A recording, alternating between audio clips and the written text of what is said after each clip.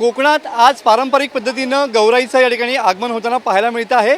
कोकणात दोन पद्धतीनं गौराईचं आगमन पाणवठ्यावरनं केलं जातं आणि त्याच पद्धतीनं ही परंपरा आजही गणेशोत्सवात कायम असलेली पाहायला मिळते आहे।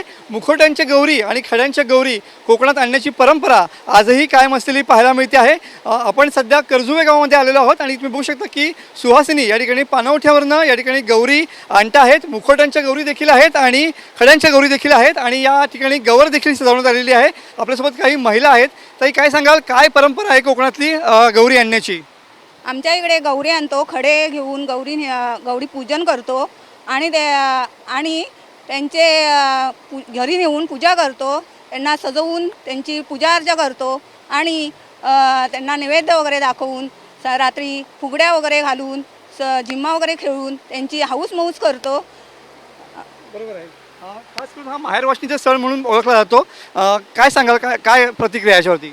गौर ही माहेरवाशिणी 1.5 दिवसासाठीच आलेली असते आपल्याकडे, त्याच्यामुळे 1.5 दिवसाच्या गौरी माहेरवाशिणीसाठी रात्रभर फुगड्या झुम्मा म्हणजे रात्रभर 1.5 दिवस म्हणून ते आनंदाने सगळे रात्रभर तिला जागवत असतात, नक्कीच, म्हणून तिला माहेरवाशिणी समजलं जातं। बरोबर आहे। गौरीला या ठिकाणी माहेरवाशिणी समजलं जातं आणि त्यामुळं गणेशोत्सवामध्ये गौरी आगमनाची परंपरा ही मोठी असते आणि सध्या पाणवठ्यावरनं अशाच पारंपरिक पद्धतीनं या गौराईचं आगमन या ठिकाणी होताना पाहायला मिळतं आहे।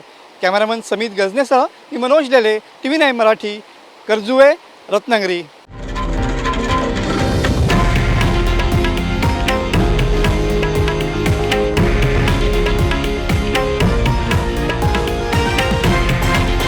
हे आहे देशातील नंबर 1 न्यूज नेटवर्क आणि आपण पाहत आहात TV9 मराठी, एकमेव।